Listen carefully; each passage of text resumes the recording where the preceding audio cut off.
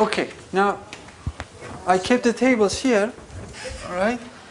So this is the problem that we would like to solve, right? Possible decisions, states, right? The cost associated with them. We also the probability distribution, but I can just generate the one-step transition properties. We can generate them again. We have the specification of how the model goes forward. All right.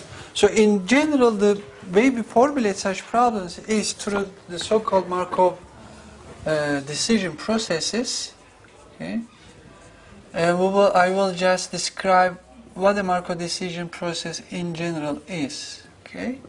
And then we'll see that actually the problem that we are trying to solve looks very similar to this general formulation, and we'll just plug in the basic variables and then start worrying about the solution from there. Okay. Okay. In this thing, you start with the Markov chain, and what you do is you first observe the state of Markov chain. Okay, the state I, let's say, of Markov chain is first observed, right? After each transition,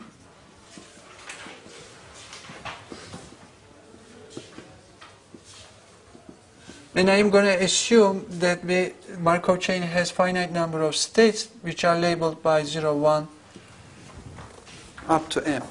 Okay?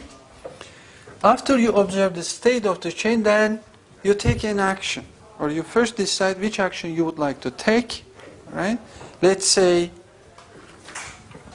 right, you choose action K. So an action K is chosen, right, from a set of feasible actions. And I am going to assume that there are in total K actions, possible actions, that we can choose from this particular action K, right? Possible. K possible actions or decisions, they all mean the same, right? K can be any one of these K possible decisions. In principle, but perhaps, right, it is also possible that not all of those actions are available in its state.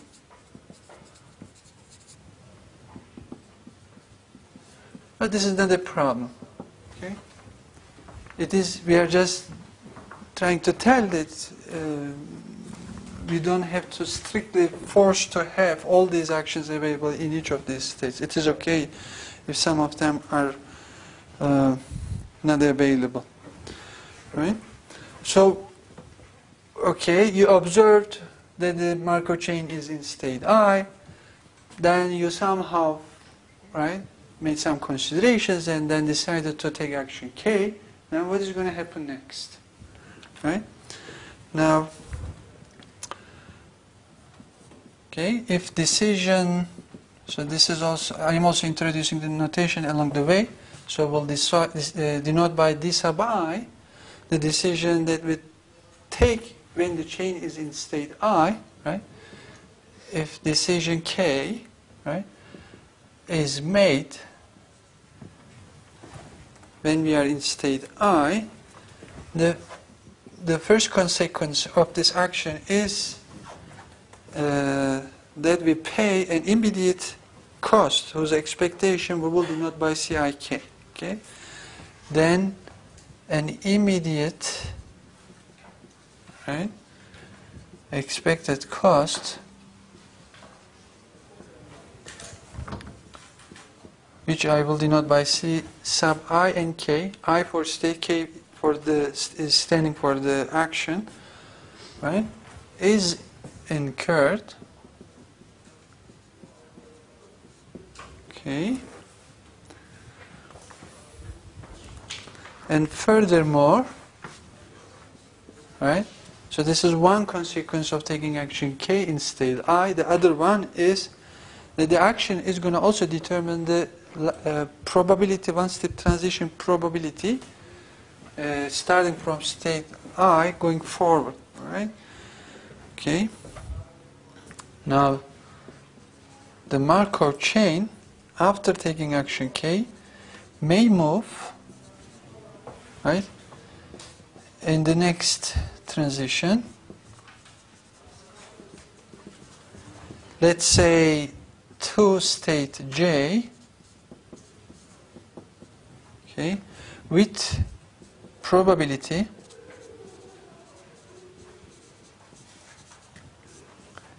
Pij, okay, which of course now depends on K, right?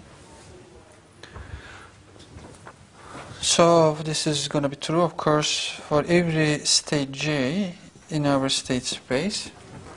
Okay. All right.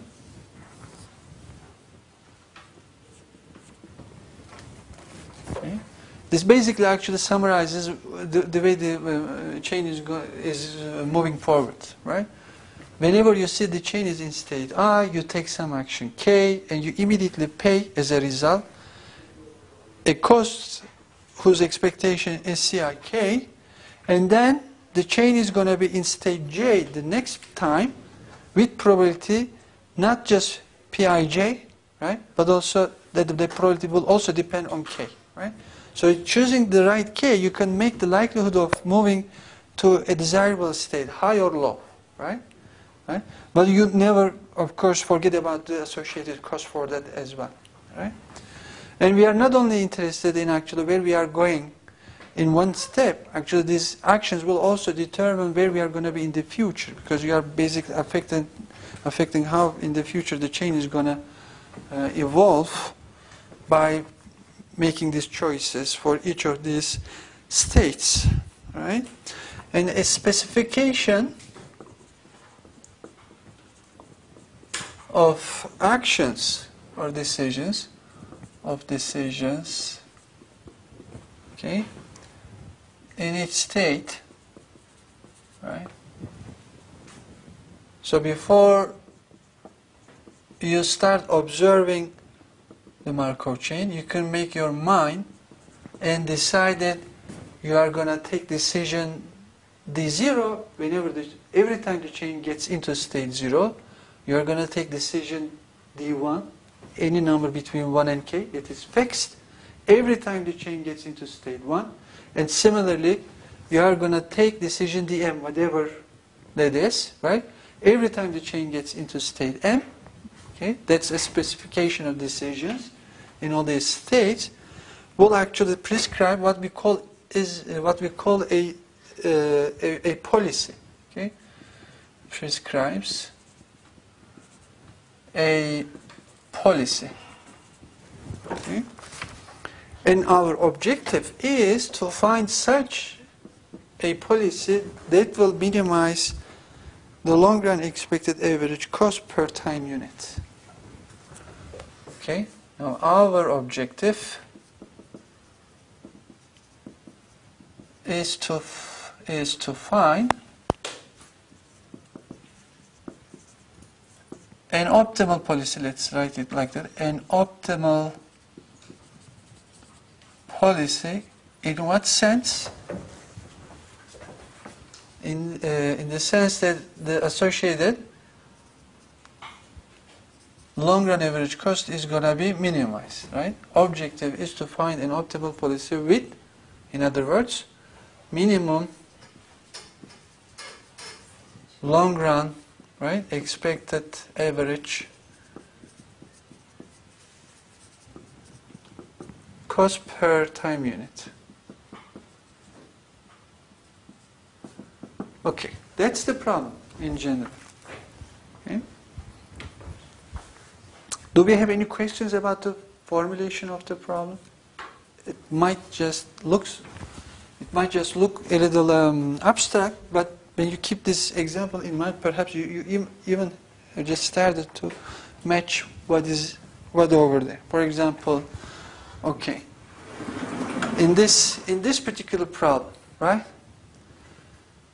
The states are what? So we have how many states? We have 4 states. Right? M equals 4 in this problem. From 0 to M equals 4, right? We have 0, 1, 2, and 3. 0, the state as good as new. 1 is operable machine with minor deterioration. 2 corresponds to operable machine with major deterioration, and 3 corresponds to inoperable machine, right? Whose production is unacceptable quality, and that gives us the states. In each of these states, we have to take an action, right? Actions in this case correspond to what? Whether you do nothing, or you overhaul the machine, or you replace the machine. There are 3 actions. K equals 3 in this case. Now, when you find the machine in any state I and take a particular action K, then you immediately you incur on average in expected value an immediate cost CIK. They are what? They are these things. So when the machine is in state, let's say 1, and if you decide to take no actions, or take the action 1, which corresponds to taking no actions in fact, the expected cost associated, the immediate cost is going to be $1,000, right? In any one of these states, if you decide to take action K equal 3, right? Namely, if you decide to replace, then CIK, right? The C1K or C13, C23, C33, they all equal 6, right? And what are we interested? We also have the probabilities associated with each of these actions. We did not write them down, but it is like what? So, if chain, for example, right, is in state 2, right? It is operable with major deterioration, right? If you decide to replace the machine, right, then the probability, right, the machine was in state 2, right, it is going to move to state J, J being anything between 0 and 3, right, when you take action 3. So what is this? For J equals 0, 1, and 2, and 3. When J equals 0, that means what? From being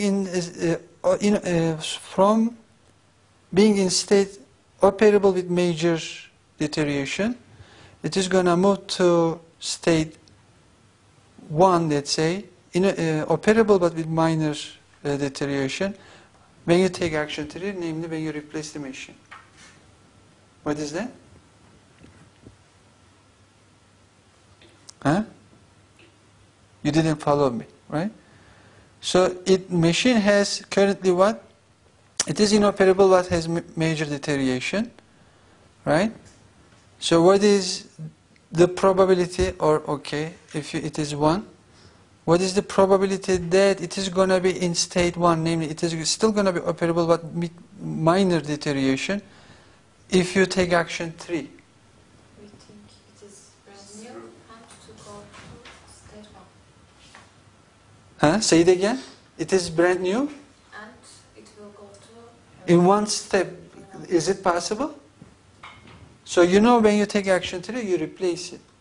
So you know that it is actually going to state 0. 0 to 1. Huh? No, but it is already in state 2. So what is the meaning of this?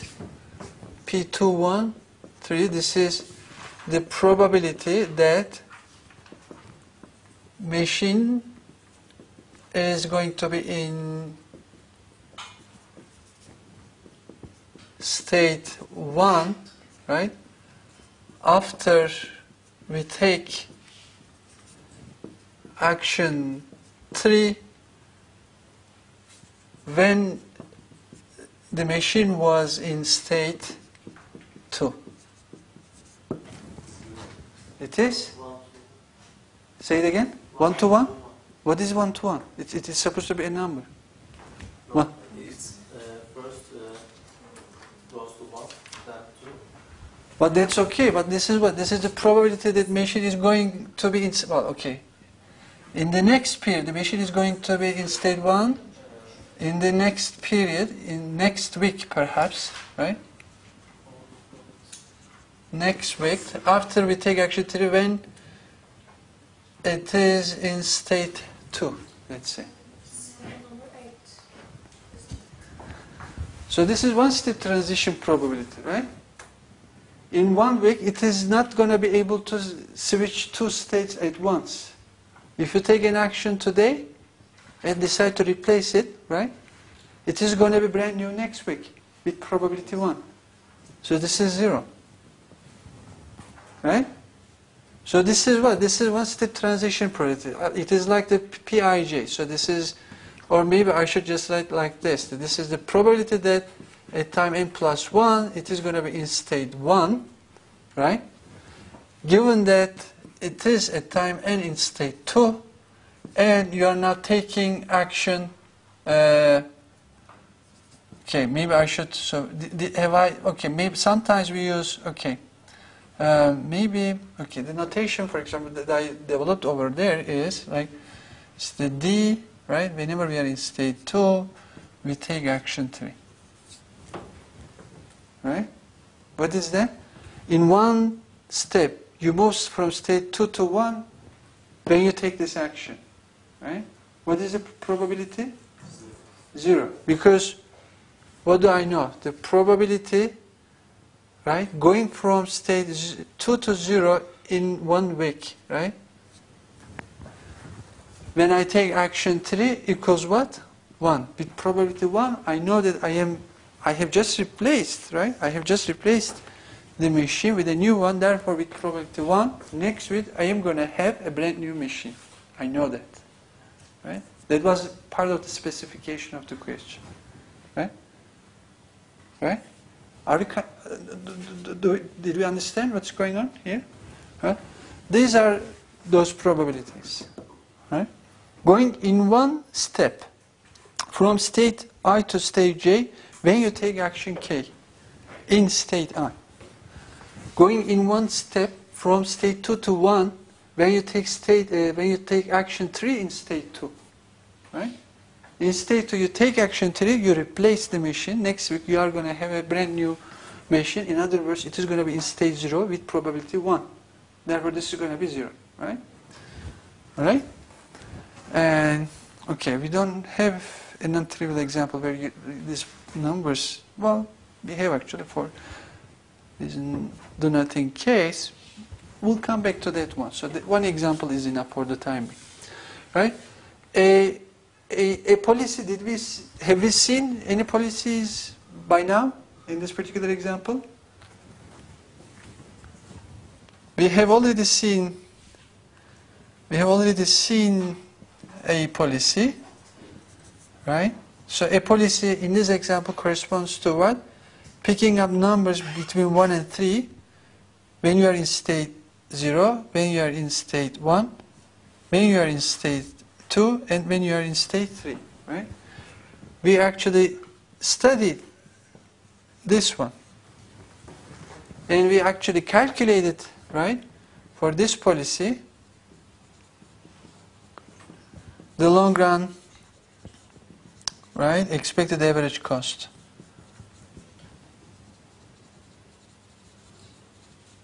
Per week, and we found that this was 25 over 13K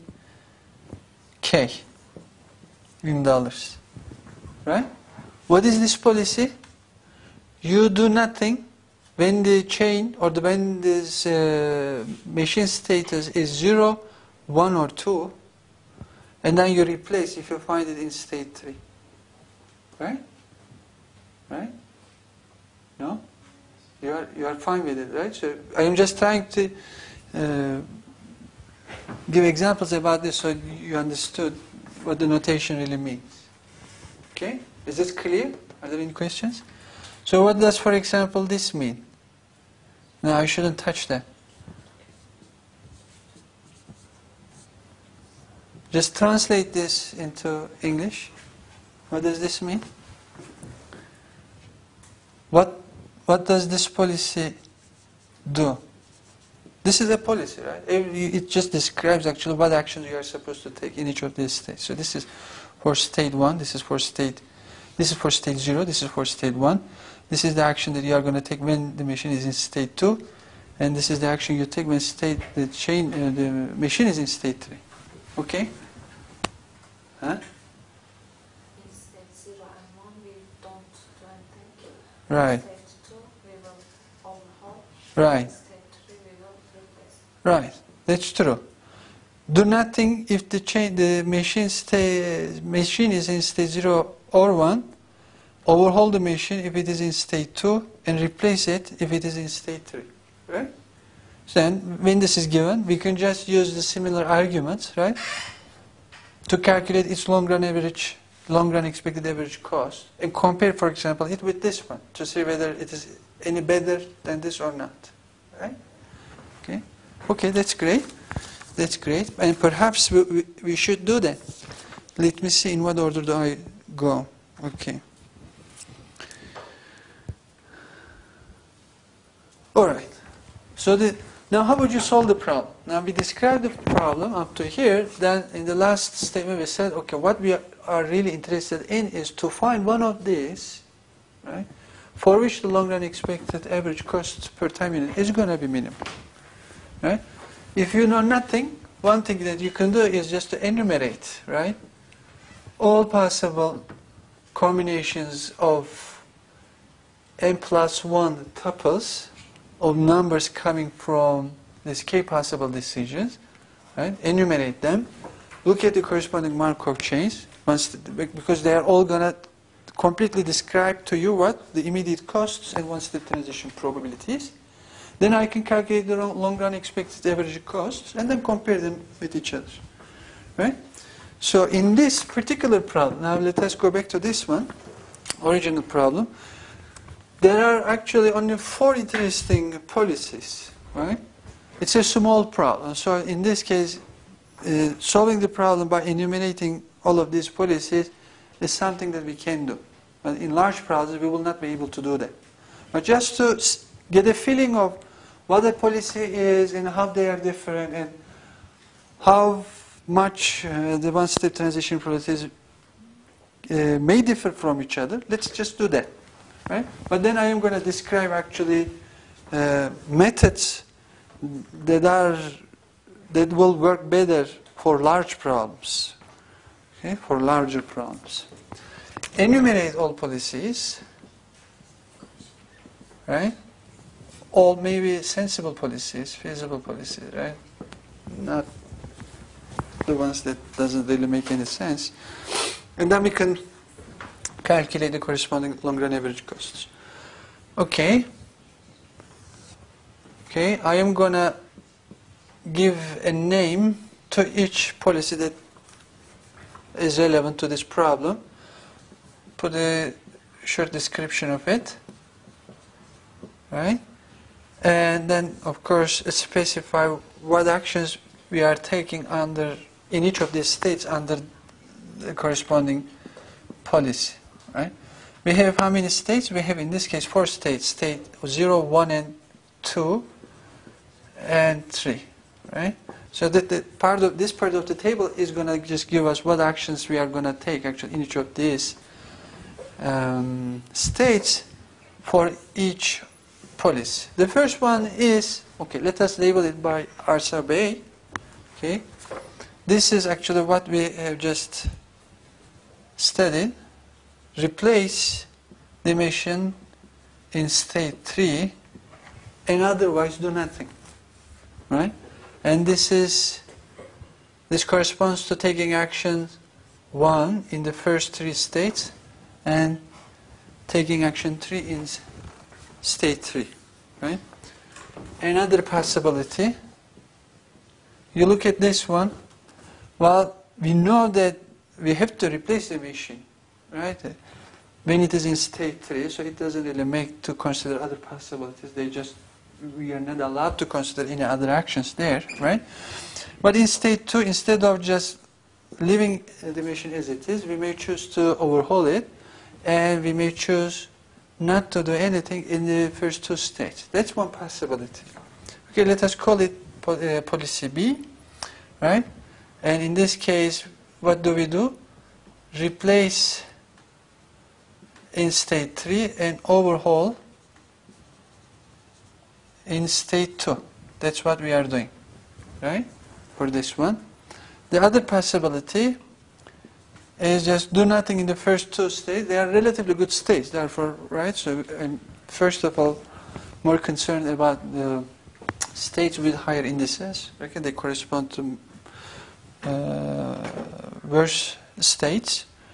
Now, what do? We replace machine if it is in state 2 or 3, and we don't do anything else, anything in other states, right? So replace the machine in state 2 or 3, perhaps. Okay, or is better. Let's call this as policy RC, right? The other one is gonna be this: replace the machine, right?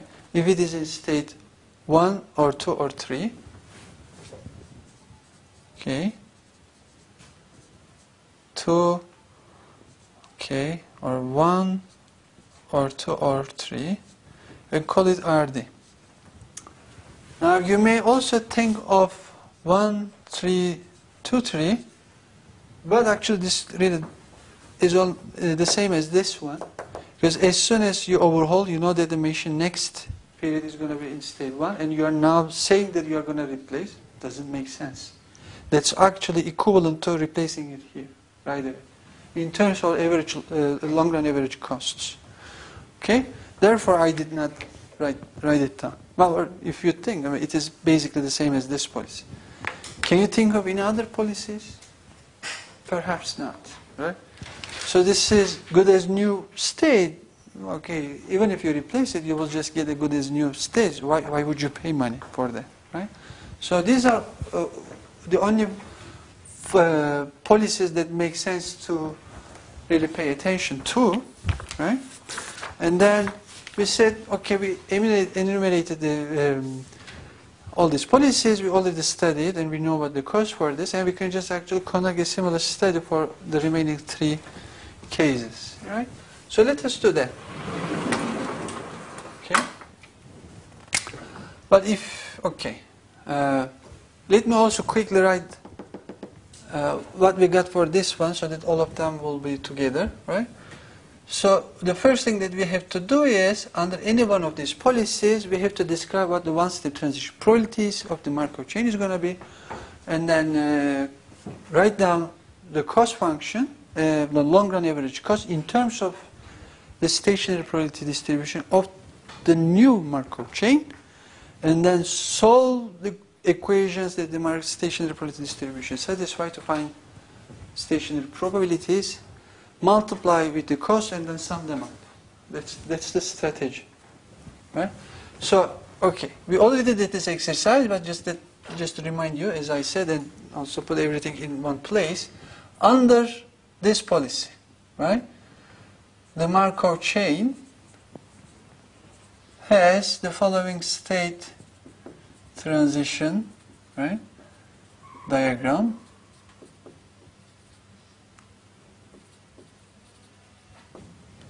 So states are 0, 1, 2, and 3, right? From 0 you can go to, okay, this is too much. Let me just use this thing. I have to use space carefully, right? So we said this happens with probability 7/8. Was it the number? Okay, this is with probability 1/16. This is with probability 1/16. And from state 0, that's it. You remember that we don't take any actions. We don't do anything, right, in the first 3 states. So we just leave the machine evolve naturally, right? From 1 you can come back, or go to state 2, or go to state 3, with probabilities 3/4, 1/8, and 1/8. If you are in state 2, you will be coming back to the state 2, or go forward to state 3 with equal probabilities. And if you are in state 3, now you have to replace. Therefore, you are coming back to state 0 with probability 1. Right? That's the transition probability matrix for this one. And the long run, right? Long run expected average maintenance cost per time unit. How about that? Alright? It's too long to write every time. Okay. Maybe this is too much, but anyway, until we find something better, let's keep it like that. So what is this? So when the chain is in state 0, we pay nothing. There are no costs. If it is in state 1, there is only the production cost of producing defective items, because we do nothing, right? So that was, since the machine has only minor deterioration, the cost of producing defective items is relatively low. It was 1,000, 1 times pi 1, right? In state 2, the cost of producing defective items gets higher. It was 3,000 K, right? It is written somewhere there. Times pi 2 plus, if it is in state 3, then since we are now replacing the machine, we pay 6,000 both for the new machine and for the lost production, and we pay 6,000 only pi 3 fraction of the time, right? So this gives us the long run expected average maintenance cost per time unit, right? And actually, it would be more correct. So this pi 1, pi 2, pi 3 now, of course, depend on R, right? So maybe we should just write this like pi 1 of RA, right, plus 3 times pi 2 of RA, right? The 6 times pi 3 of RA, right? Because we know that this stationary probabilities depend on one-step transition probabilities, which are determined by the policy that we choose to follow, right? We calculated this, right? I'll write down the numbers later. So what happens now? Now this is the new stuff. We haven't done this before.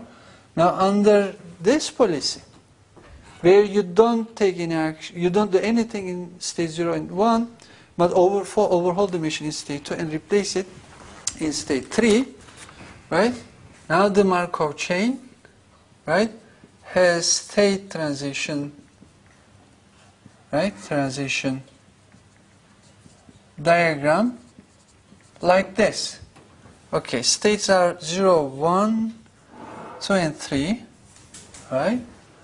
And we don't do anything in state 0 and 1, so we have the usual transitions from 0 to 1, 0 to 2, and 0 to 3, right? And probabilities are 7/8, 1/16, and 1/16. In state 1, we again have the same transitions as before, right?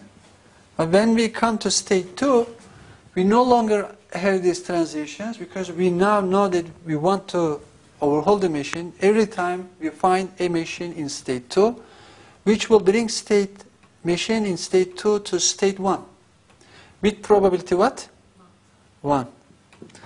That's true. And in state 3, just as before, we don't have any option but replace the machine, and then we know with probability 1 next week we are going to have a brand new machine, right? Now for this one, the costs, right, also depend on the actions, right? I just wrote the numbers. Maybe I should have actually written the CIKs, right? This is actually what? C2 under policy RA, and this is C3, right? The immediate expected cost in state 3 incurred when I follow policy RA. Right? Which is, right, the same as C3 RA of 3, right? What is this? This is the third, right? Or this is the action that I take under policy RA when the chain is in state 3, namely 3 this time. Okay? You can think like that, right? Let's do the same exercise here. So what is the long run average, right? Long run expected average maintenance cost per unit time. Now this is in stage 0, as always we don't pay anything. In state 1, right? We will pay, we will on average spend first of all, right? Only pi 1 of RB fraction of time in state 1. And in each time unit we spend in state 1, we pay what? What is the cost per week?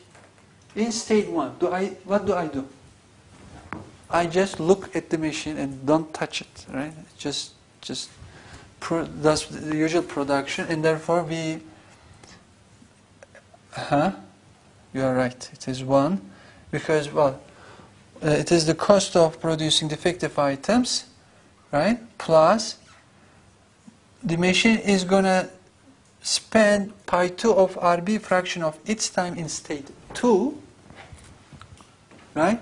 Every time we find a machine in state 2, what do we do now? And what is the cost, total cost? 4. Why is that? It is 2 plus 2. Okay, right? Cost of overhauling and the production, cost of the loss production. Plus, with pi 3 of RB fraction of time is going to be spent in this state, and since we replace the machine, we pay $6,000. Okay, we have that.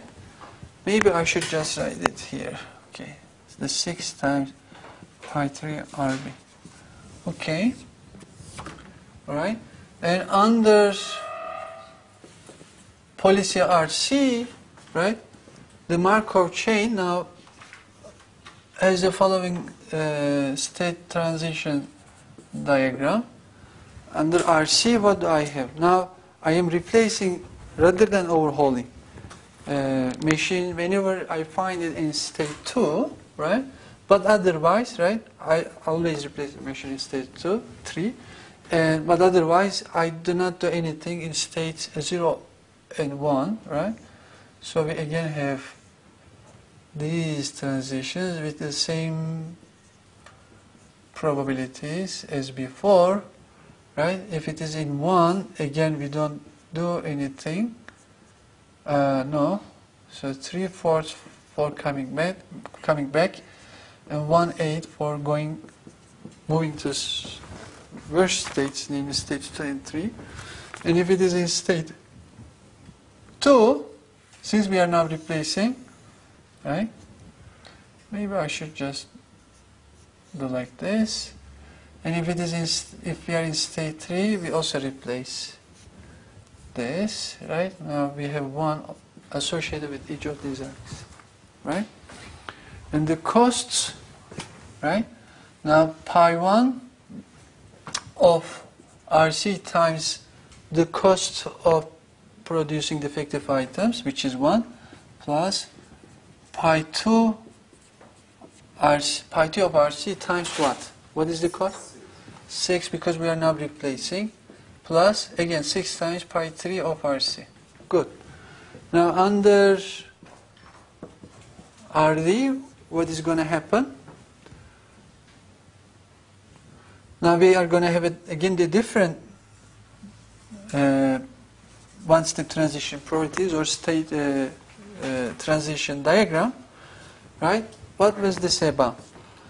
We don't do anything when the machine is good as new, but otherwise, in every other state, we are going to replace the machine, right? In state 1, in state 0, right, we have all one-step transitions as before, with the same probabilities, 7/8, 1. This is too much, right? And I am looking at what's going on. Don't drive too fast. You can collide to next diagram. That can happen. Okay, now these are correct, right? But then graph in a sense gets simpler, right? We have all these arcs coming back with probability 1, right? And for this one now, what are the costs? Now, if you are in state 1, you are replacing. So it is 6 actually per week. Every time the cost that you incur every time you find yourself in one of these 3 states. So 6 times what? Pi 1 of RD, pi 2 of RD, and pi 3 of RD. Okay? Okay. Now how do we find all these pi's? We set up the usual equations and solve them, right? And they turn out to be like, in this case, we know what this is. The total becomes, we calculated this earlier, 25 over 13, or let me just give the original numbers. So I can actually write down these numbers, but let me not waste further time on this, right? So this becomes the quantity, right? $1,923. Okay, long run average, long run expected average cost. Yes. And there are two more policies, I think. 2 more places? Policies. 2 more policies. What are they? 1313. 1313. What does that mean? 1313. Okay, what else? 1323. We discussed that. You did not follow me. So what is going on here? That's at least what I was thinking. We said, well, so if this is not 3 but 2, not if it is 3, we already have that, right? The 3, 3, 3. If it is not 3 but 2, what is happening here? You overhaul the machine so that the machine state is going to be 1 next week, and then you immediately replace it. So you are paying too much. You could have actually replaced right away from here and save the money that you actually invest for overhauling it, right? So that's then in a sense being covered by this, right? And what is going on here? I didn't really pay attention to that one. In state 1 you don't do anything, right? In state 2 you don't do anything, but in state 1 you replace it. Do you think this is going to give anything, a lower long-run average, long-run expected average cost than... So you are paying more here. I should compare this with this one. I think this should give a lower long-run expected average cost than this one. Because in here, machine is even in a better shape than when it is in state 2. You are willing to replace the machine when it has minor deterioration, but keep it when it has major deterioration, right? If you ever have to replace the machine, I guess you would just do better if you use that right to replace it when it gets worse than the other one, worse than when it is actually when it has whatever it has at the moment. Does it make sense? Or maybe we should actually do that because the transition properties are going to be affected as well.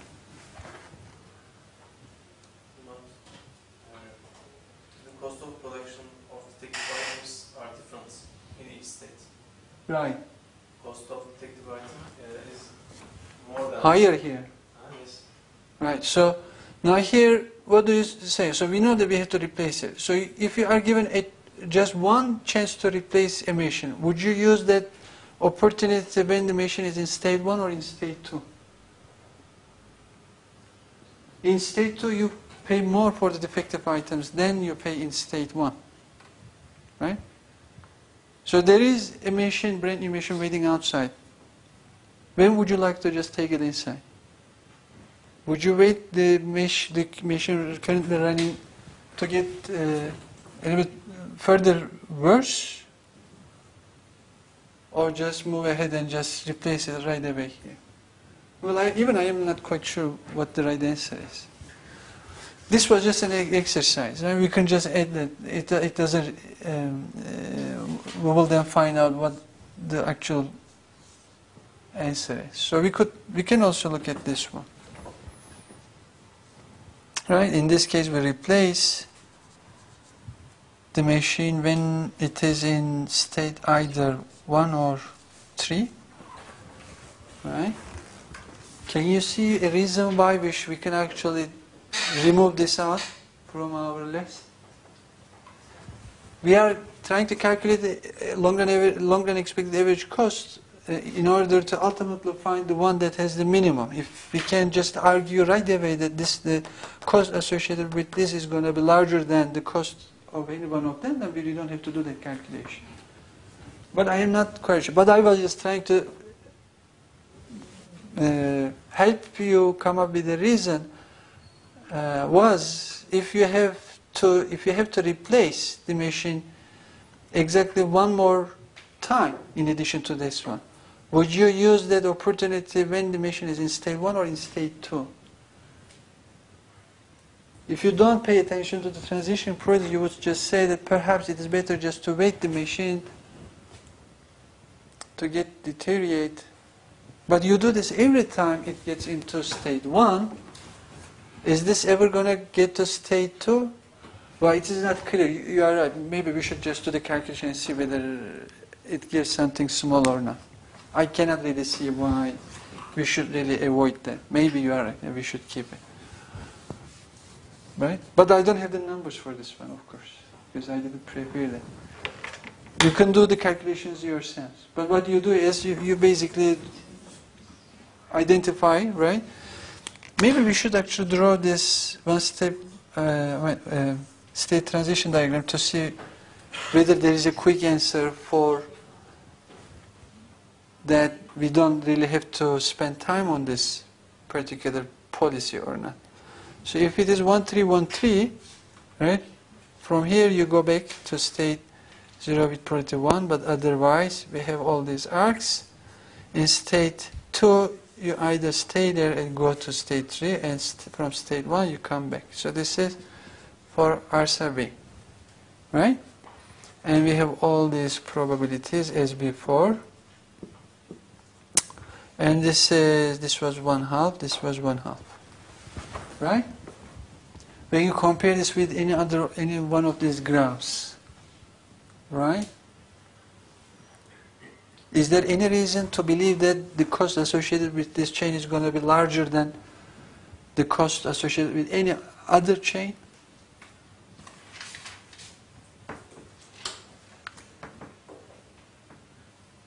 What did we do? We just cut out these arcs and just connect it back to 0. So we'll spend more time here, right? We are making actually a lot of replacements, right? Here, on the other, you just let it go further, deeper inside before you make a replacement, right? I really don't know. I cannot see. We should just calculate it, okay? And you calculate, you tell me whether this gives something better. Okay. Now, what was I telling you? I was just giving these numbers, right? So I said, okay, this cost turns out to be this. For RB, this cost turns out to be $1,667. Right, this is the second. And for this one, the cost turns out to be $1,727. And this turns out to be $3,000. Right? Which one is the smaller? This one, right? So apparently this is better. Assuming that this is not going to be any better. Right? And in fact, now we are going to formulate the linear program to solve the same problem, as well as the we'll use policy improvement algorithm, and we'll verify that in fact this is indeed the optimal solution. Right? That turns out to be the optimal solution. Okay. Okay, do you have any questions? Any further questions about this? Okay. Now, next class, now I am going to describe how you can set up a linear program to solve the problem, right, without enumerating all possibilities, right? And then we also are going to discuss the policy improvement algorithm. All right, let us give 10-minute break.